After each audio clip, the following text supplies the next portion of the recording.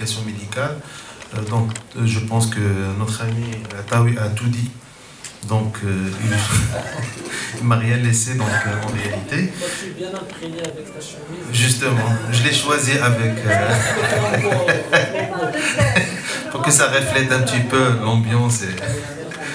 Donc, justement, je n'ai pas trouvé la bonne couleur.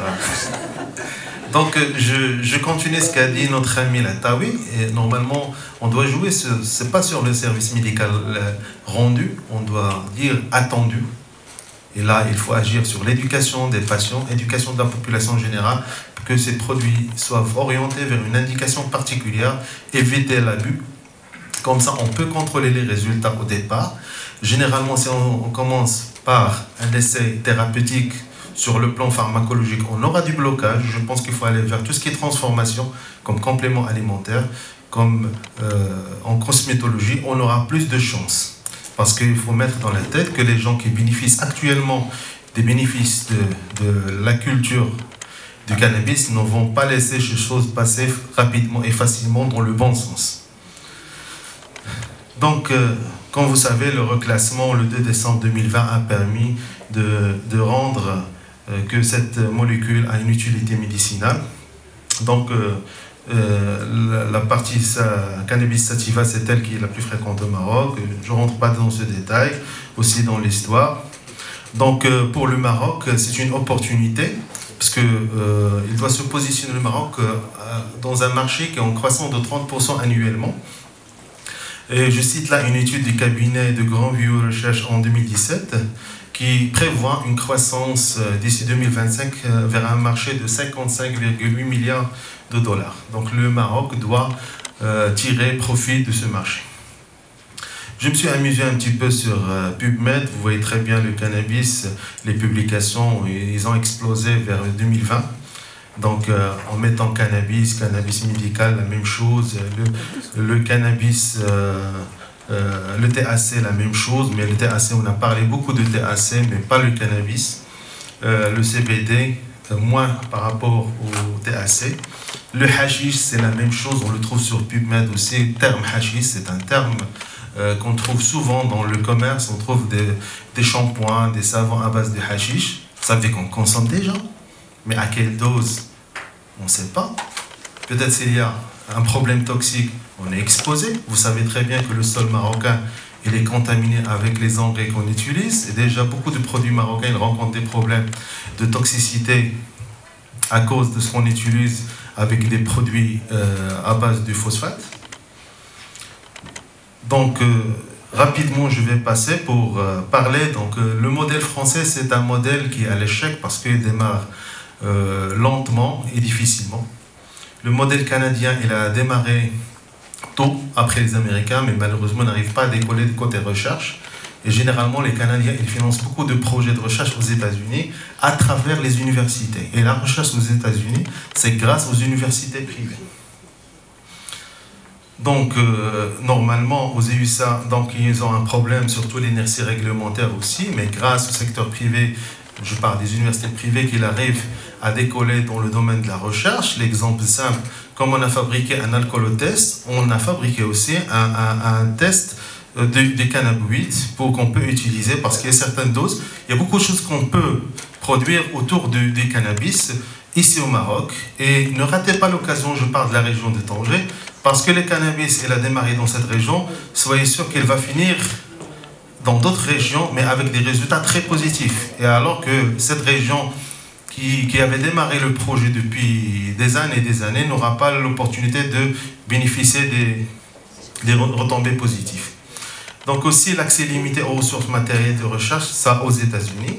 Et le grand problème, c'est surtout l'adaptation avec les textes de loi et surtout la politique de la DEA qui crée des problèmes surtout pour le transport et tout ce qui est du cannabis. Il y a aussi beaucoup de recherches, une équipe canadienne de l'Université Lethbridge, donc c'est sur Alberta, en partenaire avec une société Pathway Research. Ils ont un financement canadien. C'est aux États-Unis qu'ils ont prouvé, à travers une publication, que le cannabis a un apport bénéfique dans le cas de prise en charge des patients Covid positifs. La Chine. La Chine, elle s'est mise dans la course récemment, je parle il y a quelques années. Il y a plus de 40 sociétés qui sont cotées en bourse, qui sont lancées dans le chanvre industriel. C'est un mot qui est barbare pour décrire, c'est vrai, comme a dit le professeur Marzouki, le cannabis. Donc, et la plupart, ils se concentrent sur le CBD, alors qu'ils ont pu fabriquer du CBD industriel. Donc, rapidement, je vais passer ces notions. Donc, les effets cliniques pour le THC, c'est un effet psychotrope, analgésique, antiémétique, antispasmodique, anxiolytique, en 2 phases, et l'aide au sommeil aussi en 2 phases. Le CBD, il n'est pas psychotrope, c'est un antiépileptique, anti-inflammatoire, analgésique légère, anxiolytique, réduit la spasticité, antipsychotique, et en même temps, c'est un anti-inflammatoire. Donc, il faut trouver le juste équilibre. La France, c'est 0,2% pour THC. La Suisse, c'est 1%. Les Chinois, 0,3%. Donc, chacun, il faut qu'on trouve notre dose idéale pour ne pas créer des décompensations, tout en sachant qu'on a 1% minimum pour la population mondiale de schizophrène. Si on commence à consommer ce produit avec des doses élevées de THC, on aura des décompensations, on aura des catastrophes dans le rue. Donc en réalité, il faut bien maîtriser la situation au départ. Un bon départ, ça va garantir de bons résultats. Quelques effets secondaires possibles, surtout la sédation pour le CBD, somnolence avec une bouche sèche. Donc, quelques effets secondaires qui sont occasionnels, le feuillet, l'anxiété, les vertiges, la vasodilatation, mal de tête, nausées et fatigue. Donc, pour les indications médicales, elles ont été dites par notre ami Latawi, donc la sclérose en plaques, le VIH, neuropathie post-traumatique ou post-chirurgicale. C'est une bonne indication. Nos rues, on a beaucoup d'accidents de la voie publique, beaucoup de dégâts, beaucoup d'handicaps, douleurs chroniques d'étiologie variée, l'arthrose.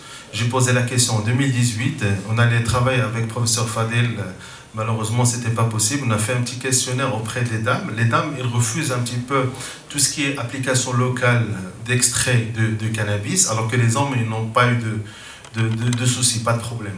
Mais les femmes, ils ont peur, est-ce que ça crée une petite euphorie ou un truc comme ça, qui risque de changer complètement la vision de la population pour la personne qui utilise ce produit. La fibromyalgie, c'est une bonne indication, la migraine, l'anorexie mentale, donc les états de stress post-traumatique, tout ce qui est atteinte au tube digestif gastro-intestinal, côlon irritable, les MICI. Donc aussi pour le traumatisme médulaire, donc l'épilepsie, donc et aussi de troubles d'activité physique. Donc pour la santé mentale, donc l'état de stress post-traumatique, c'est une indication très intéressante. Donc, et généralement, on a 52% chez les patients traités avec les opiacés pour une douleur chronique. L'application locale est très intéressante pour nous. On peut commencer avec ça, on n'aura pas de problème. C'est déjà utilisé, mais en dehors des circuits réglementaires. On peut l'utiliser pour le brûler. Ce que vous avez là, Spin Care System, c'est en cours d'enregistrement. C'est un pistolet qui contient des collagènes, qui contient des extraits de THC, de CBD. Et c'est juste par transformation, il permet de créer un biofilm sur la brûlure de 3e degré. Et ça permet de garantir une indolence, ça veut dire absence de douleur. Il peut limiter l'infection. Il y a aussi de la gentaline, c'est un antibiotique qui va limiter l'infection. Donc c'est un pistolet qui peut sauver aussi les patients qui ont des brûlures de 3e degré. Éviter l'hospitalisation en réanimation. Bien sûr, les contre-indications, on doit veiller sur ça, surtout pour le démarrage du projet, surtout les patients qui ont des affections cardiaques instables et incontrôlées, pour l'ischémie, l'arythmie, dysfonction hépatique et rénale, et pour les infections pulmonaires sévères, surtout pour la forme inhalée du cannabis. Les gens, bien sûr, qui ont des antécédents de psychose, donc il faut une consultation psychiatrique pour dire que ce patient il est éligible à tel traitement ou non. Donc il faut bien choisir les patients. Donc, rapidement, je passe. Donc, en général, si je peux résumer, il y a des bénéfices du cannabis. Généralement, c'est l'épilepsie, c'est l'appétit, donc il stimule l'appétit. Quelques effets secondaires contre les effets secondaires de la chimiothérapie. Et aussi pour la dépression, contre la dépression. La douleur chronique aussi. Le tremblement de maladie de Parkinson. Et aussi, il permet de limiter l'évolution de maladies d'Alzheimer. C'est une étude qui est récente et qui montre de très bons résultats. Donc, puisqu'on n'a pas de solution miracle pour certaines pathologies comme l'Alzheimer, il faut tenter la chance. Et peut-être c'est un projet de recherche, il faut qu'on regarde à côté, pour les gens consommateurs, combien on a de maladies dégénératives, combien on a d'Alzheimer dans la région.